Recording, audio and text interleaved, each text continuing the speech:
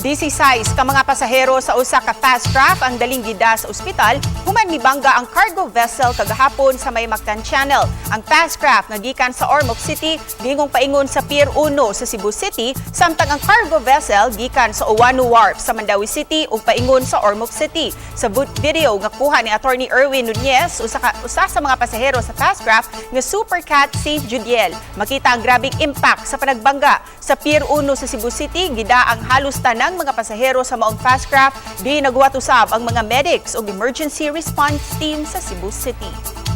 Natala sa CDRRMO Cebu City nga naa sa 35 ka mga pasahero nakaangkon og samad ug bunog sa lain-laing bahin sa ilang lawas.